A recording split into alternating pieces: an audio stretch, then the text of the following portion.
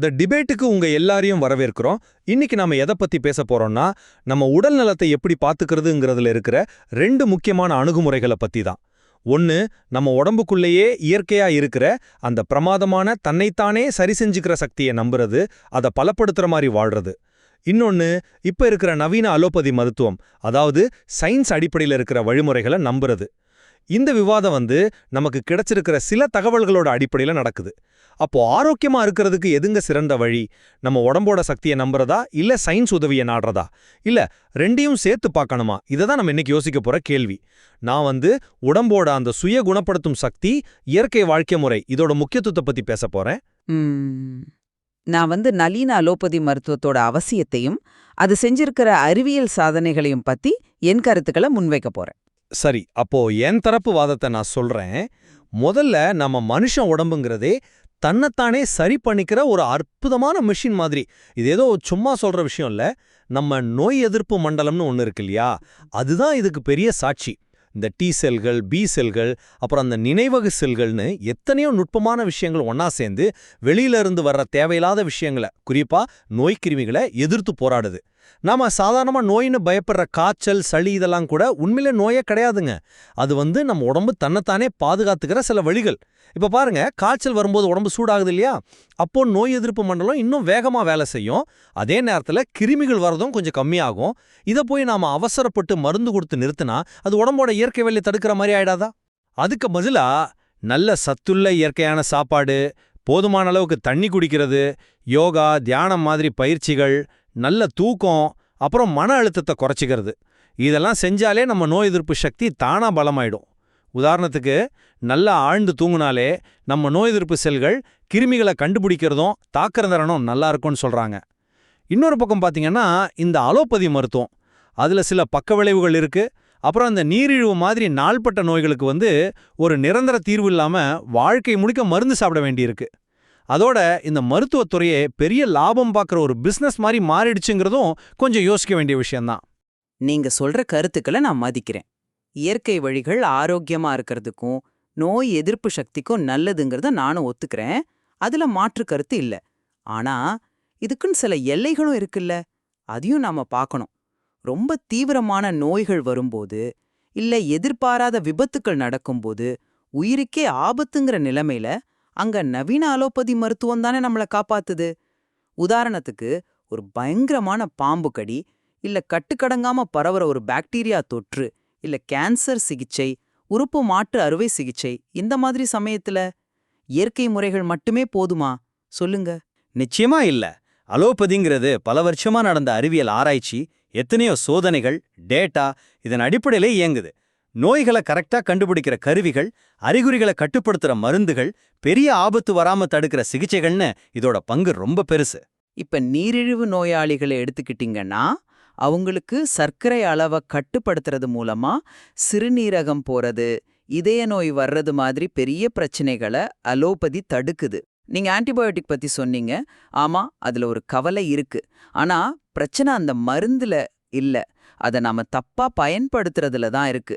சாதாரண வைரஸ் காய்ச்சலுக்கு போய் ஆன்டிபயோட்டிக் போடுறது, டாக்டர் சொன்ன முழு கோர்ஸையும் முடிக்காம பாதியில நிறுத்துறது, இந்த மாதிரி தப்பு தான் அந்த மருந்து எதிர்ப்பு சக்தி, அதாவது ட்ரக் ரெசிஸ்டன்ஸுங்கிற பெரிய பிரச்சனைக்கு காரணமே தவிர, உண்மையில தேவைப்படும் போது அந்த மருந்து உயிரை காப்பாத்துது. அதோட இப்போ இருக்கிற மெடிக்கல் இன்சூரன்ஸ்லாம் கூட பாத்தீங்கன்னா இந்த செலவுகளை சமாளிக்க உதவுது, வருமுன் காக்கிற மாதிரி பரிசோதனைகளையும் செய்ய சொல்லி ஊக்குவிக்குது.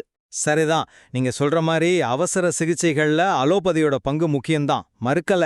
ஆனா அந்த நிலைமைக்கு போகாம தடுக்கிறதுக்கு நம்ம உடம்புக்கிட்டேயே ஒரு சக்தி இருக்குல்ல, அதை நாம குறைச்சு மதிப்பிடலாமா? நான் முதல்ல சொன்ன மாதிரி நம்ம நோய் எதிர்ப்பு மண்டலம்ங்கிறது சும்மா இல்ல, அது ரொம்ப சக்தி வாய்ந்தது. காய்ச்சல், சளி மாதிரி சின்ன சின்ன பிரச்சனைகளை அதுவே சரி பண்ணிக்கும். இந்த உள்ளுக்குள்ள இருக்கிற சக்தியை நம்ம நல்ல வாழ்க்கை முறை மூலமா பாத்துக்கலாமே. நாள்பட்ட மன அழுத்தம், தூக்கம் இல்லாம இருக்கிறது, சத்து குறைவான சாப்பாடு, உடற்பயிற்சி செய்யாம இருக்கிறது, இதெல்லாம் நம்ம நோய் எதிர்ப்பு சக்தியை பலவீனப்படுத்துதுன்னு ஆதாரங்கள் சொல்லுது. அப்போ நோய் வந்த பின்னாடி வைத்தியம் பார்க்கறத விட வராம தடுக்கிறதுக்கும் உடம்போட அடிப்படையை பலப்படுத்துறதுக்கும் நம்ம முக்கியத்துவம் கொடுக்கறதானே நீண்ட காலத்துக்கு நல்லது. நீங்க சொல்றது புரியுது. ஆனா இதுல இன்னொரு பக்கமும் இருக்கு பாருங்க. சுய குணப்படுத்தும் சக்திங்கிறது உண்மைதான். ஆனா அது எல்லா நேரத்திலயும் எல்லா பிரச்சனைக்கும் போதுமானதா இருக்குமா? சாதாரண தொற்றுன்னா ஓகே, உடம்பு சமாளிச்சிடும். ஆனா ஒரு தீவிரமான பாக்டீரியா தொற்று ரத்தத்திலேயே கலந்துட்டா, அதாவது செப்சிஸ் மாதிரி நிலைமை, இல்ல ஒருத்தரோட கிட்னி சுத்தமா வேலை செய்யாம போயிடுச்சுன்னா, இல்ல பரம்பரை வழியா வர்ற சில நோய்கள் வெளிப்படும்போது, அப்போ உடம்போட இயற்கை சக்தி மட்டுமே போதுமா? நிலைமையை சரி செய்ய முடியுமா? அந்த மாதிரி நேரத்துல தான் அலோபதி மருத்துவத்தோட உதவி, அது சில சமயம் பவர்ஃபுல்லான மருந்துகளா இருக்கலாம், இல்ல ரொம்ப நுட்பமான அறுவை சிகிச்சையா இருக்கலாம். அது கண்டிப்பா தேவைப்படுது. அந்த உதவி கிடைக்கலைன்னா விளைவுகள் ரொம்ப மோசமா இருக்கலாம், ஏன் உயிருக்கே கூட ஆபத்தா முடியலாம். சோ இயற்கை சக்தியோட எல்லை எதுன்னு தெரிஞ்சுக்கிட்டு எப்போ டாக்டர் கிட்ட போகணும்னு புரிஞ்சுக்கிறது ரொம்ப முக்கியம். சரி, அப்போ நாள்பட்ட நோய்களை பத்தி பேசுவோம். நீரிழிவுன்னு எடுத்துக்கலாமே. அலோபதி மருந்துகள் இரத்த சர்க்கரை அளவை கட்டுப்படுத்துது, அதனால உடனடி ஆபத்து இல்லாம பாத்துக்கலாம். இது உண்மைதான், ஒத்துக்கிறேன். ஆனா இது அந்த நோயோட மூல காரணத்தை சரி பண்ணுதா, இல்ல வெறும் அறிகுறியை மட்டும் சமாளிக்குதா? நிறைய பேர் வாழ்க்கை முழுக்க மருந்து சாப்பிட வேண்டியிருக்கே. இதுக்கு பதிலா இல்ல இதோட கூடவே வாழ்க்கை முறை மாற்றங்கள், அதாவது நம்ம சாப்பாடு பழக்கத்தை மாத்துறது, சரியா உடற்பயிற்சி செய்யறது, யோகா, மனசு அமைதியா வச்சுக்கிறது, இதெல்லாம் செஞ்சா உடம்போட இன்சுலின் உணர்திறன் நல்லபடியாகி சர்க்கரை அளவு கட்டுப்படும் சொல்றாங்களே. பாகற்காய் மாதிரி சில இயற்கை உணவுகள் கூட இரத்த குளுக்கோஸ் அளவு குறைக்க உதவுன்னு சில தகவல்கள் சொல்லுது. இந்த மாதிரி மாற்றங்கள் மூலமா சில பேர் மருந்தோட அளவை குறைக்கிறாங்க, சில சமயம் டாக்டரோட ஆலோசனையோட நிறுத்தவும் முடியுது. இது நோய் அதோட வேர்தண்டு சரி செய்ய முயற்சி பண்ற மாதிரி ஒரு வகையில நிரந்தர தீர்வுக்கான ஒரு வழியா தெரியலையா? நீங்க சொல்றது ஒரு முக்கியமான பாயிண்ட். வாழ்க்கை முறை மாற்றங்கள் நீரிழிவு மேலாண்மையில ரொம்ப ரொம்ப அவசியங்கிறத எந்த டாக்டரும் இல்லைன்னு சொல்ல மாட்டாங்க. ஆனா அலோபதி மருந்துகள் சும்மா அறிகுறிகளை மட்டும் கட்டுப்படுத்தல, அதுங்க ரத்த சர்க்கரை அளவை ஒரு கண்ட்ரோல்ல வைக்கிறது மூலமா கண்ணு பார்வை போறது, நரம்பு பாதிப்பு, kidney failure, heart attack, stroke, இந்த மாதிரி ரொம்ப ஆபத்தான வாழ்க்கையே முடக்கக்கூடிய பிரச்சனைகளை தடுக்குது. இது ஒன்றும் சாதாரண விஷயம் இல்ல. நிரந்தர தீர்வுங்கிற வார்த்தை நீரிழிவு மாதிரி நாள்பட்ட நோய்களை பொறுத்த வரைக்கும் கொஞ்சம் சிக்கலானது. பல விஷயங்கள் சேர்ந்து வர்ற இந்த நோய்களை முழுசா குணப்படுத்துறது ரொம்ப கஷ்டம். ஆனா அதை நல்லா கட்டுக்குள்ள வச்சு அந்த ஆபத்தான விளைவுகளை தடுத்து ஒரு இயல்பான வாழ்க்கைய வாழ வைக்கிறது தான் இங்க முக்கியமான நோக்கம். வாழ்க்கை முறை மாற்றங்கள் இதுக்கு பேஸ்மெண்ட் மாதிரி இருந்தாலும் நிறைய பேருக்கு, குறிப்பா நோய் கொஞ்சம் தீவிரமா இருக்கிறவங்களுக்கு அலோபதி மருந்துகள் இல்லாம முடியாது. வாழ்க்கை முறை மாற்றத்தால சிலருக்கு மருந்து தேவை குறையலாம், ஆனா அது எல்லாருக்கும் ஒரே மாதிரி வேலை செய்யும்னு சொல்ல முடியாது. அது முழுமையான மாற்றம்னு சொல்லிட முடியாது. ரெண்டும் சேர்ந்த ஒரு அணுகுமுறை தான் பெரும்பாலும் தேவைப்படுது. நான் கேட்ட பக்க விளைவுகள், தவறான பயன்பாடு பத்தின கவலைகளுக்கு வருவோம். ஆலோபதி மருந்துகள், குறிப்பா ஆன்டிபயோட்டிக்கள், பலவிதமான சைடு எஃபெக்ட்ஸை கொடுக்கலாம். தேவையில்லாம இல்ல தப்பா ஆன்டிபயோட்டிக் எடுத்தா அது கெட்ட கிருமிகளை மட்டும் கொல்லாது, நம்ம குடல்ல இருக்கிற லட்சக்கணக்கான நல்ல பாக்டீரியாக்களையும் சேர்த்து அழிச்சிடும். இதனால செரிமான பிரச்சனை, சத்து குறைபாடு, ஏன் சில அலர்ஜி, நோய் எதிர்ப்பு மண்டலத்தோட சமநிலையே பாதிக்கப்படலான்னு சொல்றாங்க. இது எல்லாத்த விட மோசமா, இது அந்த மருந்து எதிர்ப்பு சக்தி, அதாவது ட்ரக் ரெசிஸ்டன்ஸ் அப்படிங்கிற பெரிய பூதாகரமான பிரச்சனைக்கு வழிவகுக்குது. இன்னைக்கு முன்னாடி சுலபமா சரி பண்ணின பல நோய்களுக்கு இப்ப ஆன்டிபயோட்டிக் வேலை செய்ய மாட்டேங்கிறதுனா அதுக்கு இதுதான் காரணம். இது உலகளவுல பொது சுகாதாரத்துக்கு ஒரு பெரிய பயமுறுத்தலா மாறிக்கிட்டு வருது. இந்த ஆபத்துகளை நாம எப்படி எடுத்துக்கிறது? நீங்க சொல்ற ஆபத்துகள் உண்மைதான், மறுக்கல. ஆனா அத ஒரு பேலன்ஸ்டு பார்வையோட பார்க்கணும். முதல்ல எந்த ஒரு சக்தி வாய்ந்த மருந்துக்கும் ஓரளவுக்கு பக்க விளைவுகள் இருக்கத்தான் செய்யும்.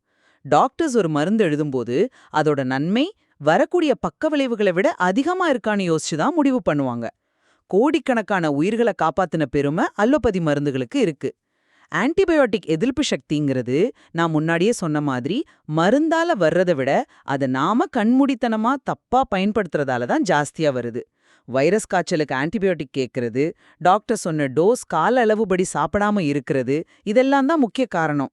சரியா நோயை கண்டுபிடிச்சு தகுந்த டாக்டர் ஆலோசனைப்படி சொன்ன மாதிரி மருந்துகளை சாப்பிட்டா இந்த ஆபத்துகளை பெருமளவு குறைக்கலாம். உயிரே போற நிலைமையில பக்க விளைவு பத்தி பயப்படுறத விட நோயோட ஆபத்து தானே பெருசு. அதனால பொறுப்பா பயன்படுத்துறது தான் முக்கியமே தவிர மருந்துகளை மொத்தமா வேணான்னு சொல்றது தீர்வாகாது.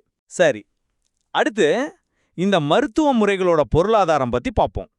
இன்னைக்கு மருத்துவத்துறை, குறிப்பா பிரைவேட் ஹாஸ்பிட்டல்ஸ், மருந்து கம்பெனிங்க பெரிய லாபம் பார்க்குற தொழிலா மாறிடுச்சுங்கிறது யாரும் இல்லைன்னு சொல்ல முடியாது. ஒரு கிட்னி மாத்திரை ஆபரேஷனுக்கு 5 லட்சத்திலிருந்து 12 லட்சம் வரைக்கும் செலவாகுதுன்னு சொல்றாங்க. நீரிழிவு நோயாளிகளுக்கு மாசம் செய்யற டயாலிசிஸ்க்கே 12,000லேருந்து 15,000 ரூபாய் வரைக்கும் செலவு பிடிக்குது. ஸ்டெம் செல் சிகிச்சை மாதிரி புது டெக்னாலஜிக்கு 3லேருந்து 6 லட்சம் வரைக்கும் தேவைப்படலாம். இந்த மாதிரி பெரிய செலவுகள் இந்தியாவில் இருக்கிற கோடிக்கணக்கான சாதாரண ஏழை மக்களை எப்படி பாதிக்கும்?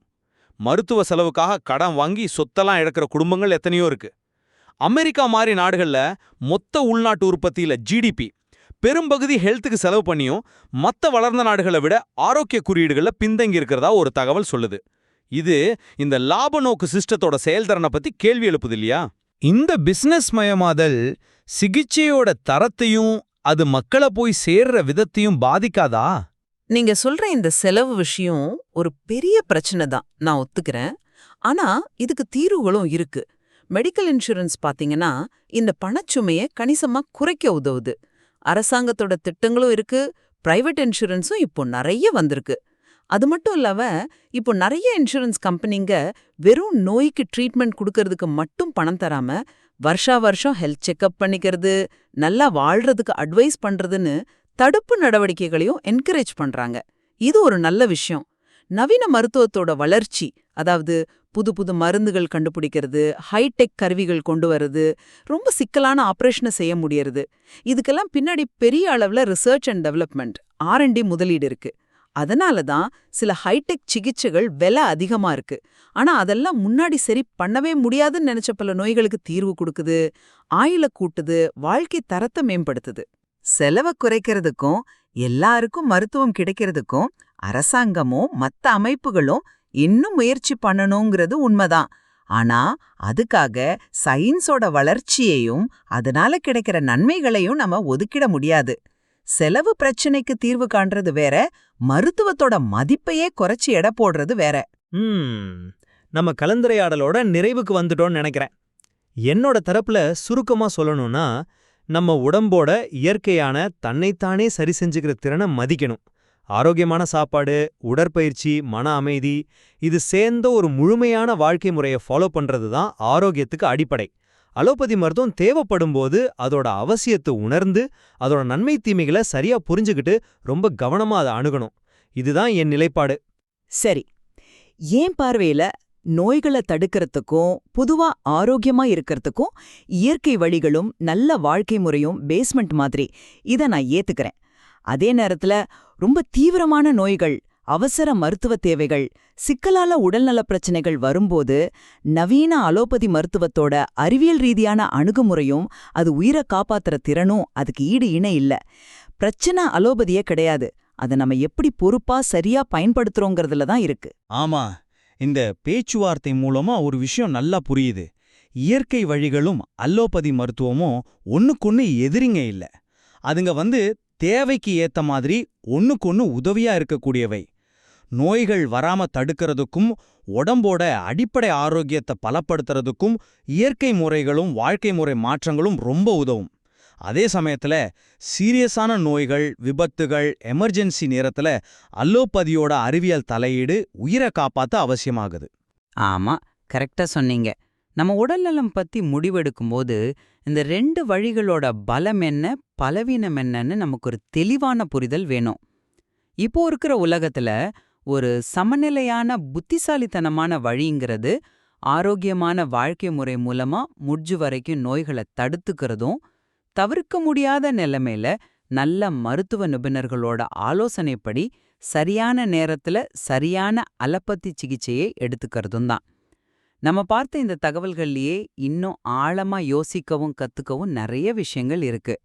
ஆரோக்கியம்ங்கிறது ஒரு தொடர் பயணம் மாதிரி. சரியா தெரிஞ்சுக்கிட்டு முடிவெடுக்கிறது தான் அந்த பயணத்துல நம்மள சரியா வழி நடத்தும்.